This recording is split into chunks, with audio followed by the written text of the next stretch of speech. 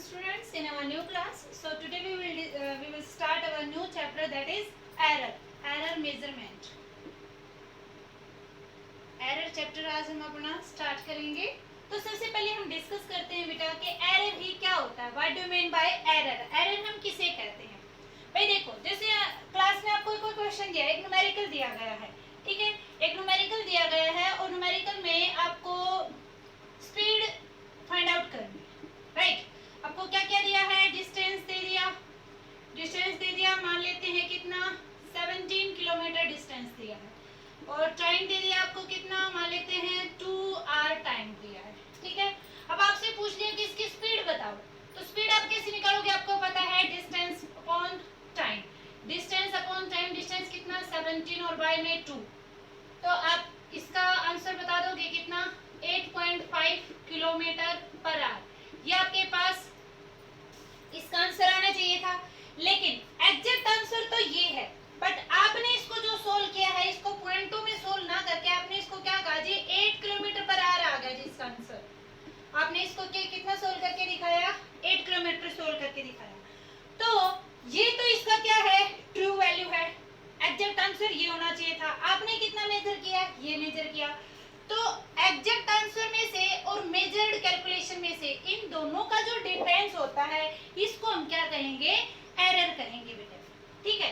तो जैसे आपको क्लास में कोई क्वेश्चन सोल्व करने के लिए दिया है और बाय चांस अगर उसमें कहीं पे कोई मिस्टेक हो गई है और आप फिर वो टीचर के पास वो क्वेश्चन लेके जाते हो कि जी चेक करना हमारा क्वेश्चन सही है कि गलत है, तो उसको क्या कहेंगे, सर आपको क्या बोलेंगे, ये तो गलत है बेटे. तो वो गलत किस हिसाब से कहा गया, क्योंकि एग्जैक्ट जो आंसर आना चाहिए था उससे आपके द्वारा जो कैलकुलेट किया गया आंसर है वो मैच नहीं हो रहा है, तो इसलिए हमने उसको क्या कहा, गलत है, ये इसमें क्या है, एरर है. तो एरर एक्चुअल में आप क्या कहोगे, एरर क्या होता है, एरर होता है बेटा ट्रू वैल्यू और मेजर्ड वैल्यू.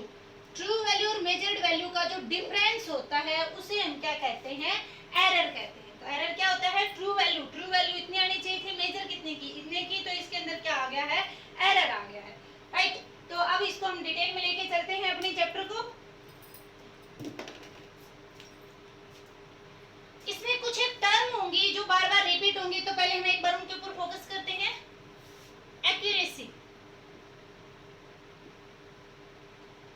जैसा कि इसका नाम है, नाम से ही आप समझ जाओगे कि एक्यूरेसी का मीन क्या होता है. तो एक्यूरेसी क्या होती है, कोई भी मेजर्ड वैल्यू कितनी ज्यादा क्लोज है किसके, ट्रू वैल्यू के. How close is the measured value to the true value is represent its accuracy. वो उसकी क्या रिप्रेजेंट करेगा, एक्यूरेसी को रिप्रेजेंट करेगा कि कोई भी मेजर्ड डाटा है वो इसके ट्रू वैल्यू के कितनी ज्यादा क्लोज है, तो उसको क्या रिप्रेजेंट करेगा, वो उसकी क्या रिप्रेजेंट करेगा, एक्यूरेसी को रिप्रेजेंट करेगा. How close is the measured value to its true value, that term is known as accuracy. उसके बाद एक वर्ड आपको दिखाई देगा, प्रिसीजन. ये प्रिसीजन या प्रिसाइज वैल्यू क्या होता है, उसको देखते हैं. भाई देखो, मान लेते हैं दो फ्रेंड थे, एक राम है एक श्याम है. ये दो फ्रेंड है. जो राम है वो रहता है कहाँ पे, मान लेते हैं हिसार रहता है, और जो श्याम है वो मान लेते हैं भिवानी में रहता है, राइट. अब राम ने श्याम से पूछा कि श्याम तुम्हारा जो घर है वो हिसार से कितनी दूरी पर है. तो इसने बताया कि वो अप्रोक्सीमेटली कितनी दूरी पर है, उसने आइडिया दिया कि 150 किलोमीटर पे है. नॉर्मली बताया इसने, ठीक है. अब जरूर नहीं कि हिसार और भिवानी के बीच में ये हो, हमने तो वैसे नॉर्मली एग्जांपल लिया है डिस्टेंस. उसने बताया कि मेरा घर यहाँ से कितनी दूरी पर है, 150 किलोमीटर की दूरी पर है. फिर इसने पूछा कि बिल्कुल एग्जैक्ट पूछा जाए तो कितना है, तो इसने कहा कि ये ना अप्रोक्सीमेटली 152 किलोमीटर के आसपास है. अब ये जो 150 इसने बताया था, ये क्या बताया था, वैसे रैंडमली अप्रोक्सीमेशन सा बोले भाई 150 के आसपास है. अब उसने पूछा कि 152 किलोमीटर के और भी ज्यादा अगर क्लोज पूछा जाए तो उसने बताया कि और भी ज्यादा एग्जैक्ट पूछना चाहते तो 152.5 किलोमीटर है. अब इससे भी और भी ज्यादा लोकेशन, जैसे 150 बोला तो सीधा हम ये दो सिटी का डिस्टेंस मान लिया, 152 बोला तो इसकी स्पेशल कॉलोनी के अंदर चले गए हम। अब कॉलोनी के अंदर भी इसकी स्ट्रीट में, कॉलोनी में भी बहुत सारी गलियां होती है, तो उसकी स्ट्रीट में कौन से, उस पार्टिकुलर कॉलोनी जिसमें ये श्याम रह रहा है, उसी कॉलोनी में आपको जाना है तो कितना किलोमीटर जाना पड़ेगा? 152 किलोमीटर जाना पड़ेगा। अब उस कॉलोनी की भी उस स्ट्रीट में जाना है तो किस में जाना पड़ेगा? ये 0.5 किलोमीटर और ऐड करना पड़ेगा। और बिल्कुल उसके घर में जाना है तो एग्जैक्ट डिस्टेंस कितना आ जाएगा? 152.53 मान लेते हैं, ठीक है, रैंडमली हमने एग्जांपल लिया कोई। तो अब ये जो वैल्यू है, एक ये वैल्यू है, तो इन दोनों में से ज्यादा प्रिसाइज वैल्यू कौन सी है, ज्यादा एक्यूरेट वैल्यू कौन सी है? तो वो ज्यादा एक्यूरेट वैल्यू कौन हो जाएगी? 152.53 हो जाएगी। तो प्रिसाइज वैल्यू क्या होती है? Degree of closeness of the true measured value with respect to the true value. कितनी ज्यादा डिग्री ऑफ क्लोजनेस उसकी इंक्रीज होती जाती है, अगर उसकी डिग्री ऑफ क्लोजनेस इंक्रीज होती जाती है उस मेजर्ड वैल्यू की, तो हम कहेंगे कि उसकी क्या इंक्रीज हो रही है, उसकी प्रिसाइज्ड वैल्यू क्या हो रही है? इंक्रीज हो रही है, राइट, ठीक। उसके बाद हम डिटेल में स्टडी करेंगे कि एरर की कितनी टाइप है, types of error. Types of error में हम डिस्कस करेंगे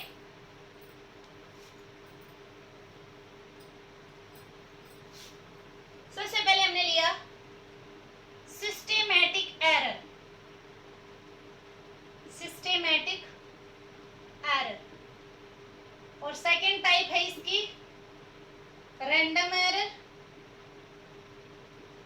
और रैंडम एरर के बाद जो अगेन टाइप आती है वो है ग्रॉस एरर, राइट।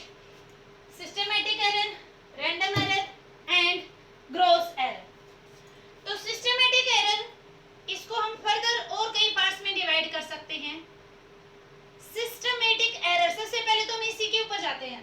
तो सिस्टमैटिक एरर के अंदर हम क्या लेके चलते हैं बेटे? पूरे सिस्टम को इन्वॉल्व किया जाता है। मींस अब कोई भी पार्टिकुलर रिसर्च कर रहे हो, कोई भी एक्सपेरिमेंट अगर आप कंडक्ट कर रहे हो, तो कहाँ पर, किस लैब के अंदर कर रहे हैं, किस इंस्ट्रूमेंट के साथ कर रहे हैं, किस टेक्निक को यूज करके कर रहे हैं, और इंस्ट्रूमेंट करने वाला कौन है, ये सभी फैक्टर रिस्पॉन्सिबल होते हैं सिस्टेमैटिक एरर प्रोड्यूस करने के लिए। सिस्टेमैटिक एरर के काज हैं ये सारे के सारे फैक्टर। और you can say systematic error further can be divided into instrumental error. Systematic error को आप और भी आगे डिवाइड कर सकते हो, किसमें? Instrumental error, personnel error, imperfect technique,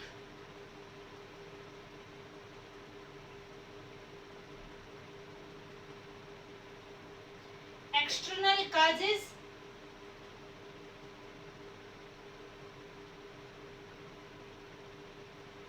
इसकी वजह से कोई एरर अगर आ रहा है तो imperfect टेक्निक की वजह से एरर आया है, या पर्सोनल एरर है, या फिर लीस्ट काउंट एरर है।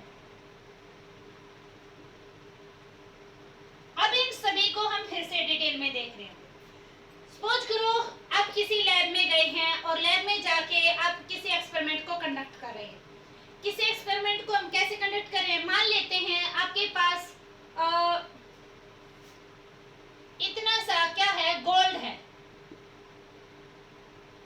इतना हम मान लेते हैं कोई भी क्वांटिटी है, एक बाउल गोल्ड है आपके पास, और उसको आपने क्या करना है? मेजर करना है, राइट। तो आप लैब में गए और उसका वेट मेजर कर रहे हैं, तराजू के साथ आप उसका वेट मेजर कर रहे हैं। तो क्या हुआ, हमने देखा कि आपने सभी ने तराजू तो देख ही रखी होती है, ये इस तरह से तराजू, और यहाँ पे सेंटर में क्या होती है? एक नीडल होती है। तो वो नीडल बिल्कुल सेंटर में होनी चाहिए, स्टार्टिंग में जब तक किसी में कुछ भी रखा नहीं गया है, और धरती से अगर उनका हम कॉन्टेक्ट ऊपर उठा लेते हैं तो वो बिल्कुल सेंटर में होनी चाहिए नीडल। लेकिन हमने देखा कि ये स्टार्टिंग में ही एक साइड वाला जो तराजू का शीट है उसकी साइड ये ज्यादा इंक्लाइंड है, एक साइड शुरू में ही ज्यादा इंक्लाइंड है, जबकि हमने किसी भी प्लेट में कुछ भी अभी तक नहीं रखा है। तो अब अगर उस पार्टिकुलर गोल्ड को अगर आप मेजर करना चाहते हो तो आपको क्या देखने को मिलेगा कि एग्जैक्ट क्वांटिटी आपकी नहीं आ रही है। जितनी एग्जैक्ट क्वांटिटी उस गोल्ड की थी वो उसकी एग्जैक्ट क्वांटिटी को आप मेजर नहीं कर पा रहे हो। क्यों? क्योंकि इसके अंदर क्या है, जिस इंस्ट्रूमेंट की हेल्प से आप कोई भी काम कर रहे हो, एक्सपेरिमेंट कर रहे हो, तो वो इंस्ट्रूमेंट ही क्या है आपका इम्परफेक्ट है, उसमें एरर है ऑलरेडी। ठीक है, तो जो इंस्ट्रूमेंटल एरर होता है उसको पता किया जा सकता है, नॉन एरर की कैटेगरी में हम इसको रखते हैं, और इस एरर को आप रिमूव भी कर सकते हो। इसका जो रीजन है वो हमें पता होता है, और इसको रिमूव भी आप कैन बी रिमूव, इसको रिमूव कर सकते हैं। कैसे भाई, ये अगर तराजू आपकी डिफेक्टिव है तो कोई दूसरी ले लो, नो प्रॉब्लम, वहां से आप इसको मेजर कर सकते हो। ठीक है, तो ये तो मैंने एग्जांपल लिया है। एक्सपेरिमेंट हम कोई और भी कुछ कर रहे हैं तो वहां पे भी जिस एक्सपेरिमेंट के साथ आप कर रहे हो, सपोज करो आपको इस लाइन की लेंथ मेजर करनी है, तो आप एक स्केल लेके आए। ठीक है, स्केल लेके आए हैं और स्केल को आप यहाँ पे मेजर करके देख रहे हो, लेकिन जो स्केल हम लेके आए ना, स्केल में जनरली जो काउंटिंग होती है वो 1 से स्टार्ट होती है। ठीक है, लेकिन हम जो लेके आए वो 1 से टूटा हुआ था।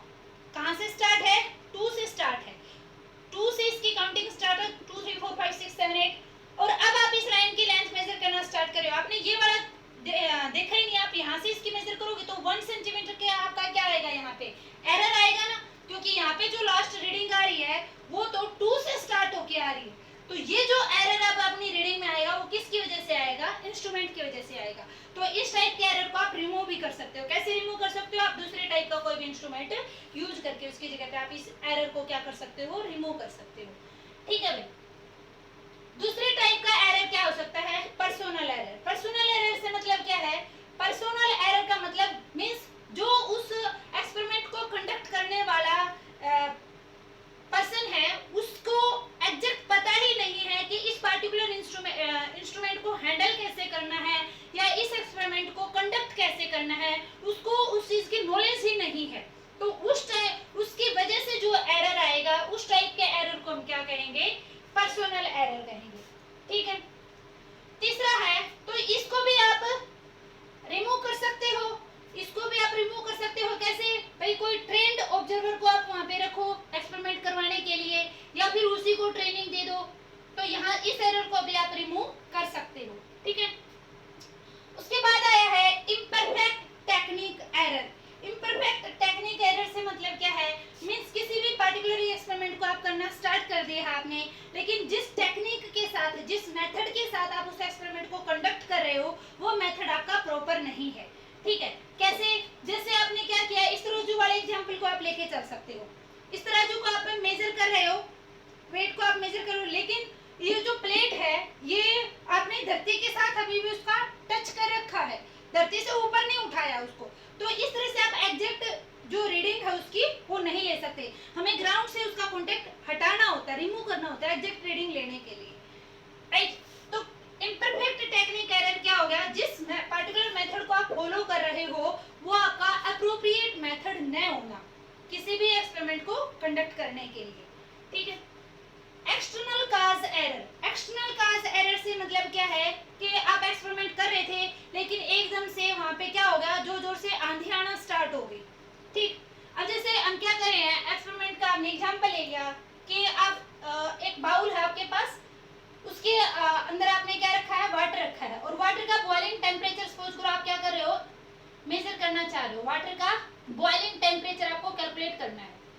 तो आप अपनी लैब के अंदर गए और वहां पे बर्नर के ऊपर आपने वाटर रखा और उसका बर्नर को ऑन कर दिया और उसका बॉइलिंग टेम्परेचर जो है आप कैलकुलेट करना चाहते हैं। राइट, तो थोड़ी सी देर हुई थी, आपका बर्नर चल रहा था, वाटर का बॉइलिंग पॉइंट अभी तक रीच नहीं हुआ था, लेकिन एकदम से क्या आ जाती है, जोर से आंधी आ जाती है, तो बर्नर क्या हो गया, ऑफ हो गया। बर्नर ऑफ हो गया, अब थोड़ी देर बाद फिर से आप उसको ऑन कर रहे हो, फिर से चला रहे हो, तो वो जो टाइम इंटरवल का गैप आ गया, तो वहां से आप इसका यूं नहीं एग्जैक्ट पता कर पाओगे कि कितनी देर में ये वाटर जो है बॉयल करना स्टार्ट कर पाएगा। तो एग्जैक्ट रीडिंग आप वहां से नहीं ले सकते हैं।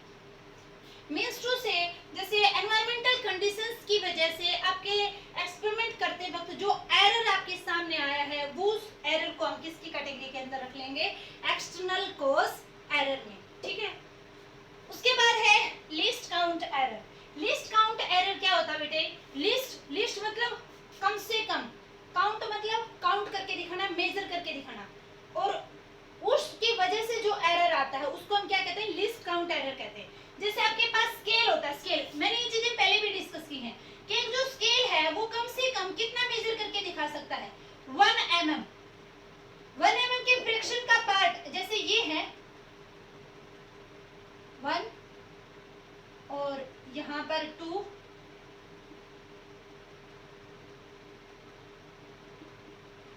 और ये 3। आपको किसी इसकी लेंथ मेजर करनी है, यहाँ पे एक लाइन है, इस लाइन की आपको लेंथ मेजर करनी है।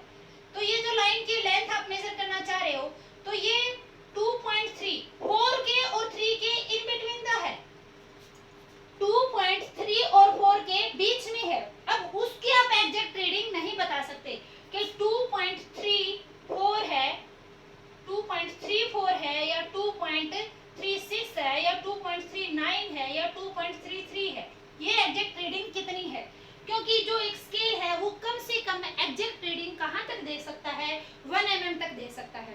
और भी आपको एग्जांपल दिए थे, जैसे अपने पास वर्नियर कैलिपर है, वो कहाँ तक दे सकता है, 10 की पावर -4 तक, 10 की पावर -4 मीटर तक एग्जैक्ट रीडिंग दे सकता है। स्केल 10 की पावर -3 मीटर तक एग्जैक्ट रीडिंग दे सकता है। इसका लीस्ट काउंट एरर इसका है इतना है, इसका इतना है। जो स्पैरोमीटर है, स्पैरोमीटर और स्क्रू गेज हैं, उनका लिस्ट काउंट कितना होता है, 10 की पावर -5 मीटर। ठीक है, तो ये लिस्ट काउंट एरर है, मींस इससे ज्यादा, इससे कम लेवल पर अगर आपको और ज्यादा एक्यूरेसी चाहिए तो उस पार्टिकुलर इंस्ट्रूमेंट से आप उसकी एग्जैक्ट रीडिंग नहीं ले सकते। तो ये उस इंस्ट्रूमेंट का क्या हो गया, लिस्ट काउंट एरर हो गया। ठीक है, ओके। तो ये आप लोग याद रखेंगे। सिस्टमैटिक एरर, सिस्टमैटिक एरर को हमने फर्दर 5 पार्ट्स में डिवाइड किया है। सबसे पहले आपका इंस्ट्रूमेंटल एरर, उसके बाद पर्सनल एरर। इंस्ट्रूमेंटल एरर किसकी वजह से आया था, इंस्ट्रूमेंट का डैमेज्ड इंस्ट्रूमेंट है या प्रॉपर वर्किंग में नहीं है इंस्ट्रूमेंट। और पर्सनल एरर किसकी वजह से था, जो ऑब्जर्वर है, जो रीडिंग लेने वाला है या जो परफॉर्मर है, एक्सपेरिमेंट को जो परफॉर्म करेगा, उसको उसकी एग्जैक्ट नॉलेज नहीं है। ठीक है, उस एक्सपेरिमेंट की फुल नॉलेज नहीं है, तो उस वजह से जो एरर आएगा वो क्या हो जाएगा, पर्सनल एरर हो जाएगा। इम्परफेक्ट टेक्निक मींस जो आप एक्सपेरिमेंट कंडक्ट कर रहे हैं उसकी जो उस एक्सपेरिमेंट को कंडक्ट करने के लिए जो पार्टिकुलर मेथड, जो पार्टिकुलर टेक्निक आप यूज कर रहे हो वो आपकी सही नहीं है, उस वजह से जो एरर आएगा उसको आप इम्परफेक्ट टेक्निक एरर के अंदर रखेंगे। उसके बाद है external cause error. External cause में जो एनवायरमेंटल चेंजेस हैं उनकी वजह से आपके पास जो एरर आता है उसको क्या कहेंगे, एक्सटर्नल कॉज एरर।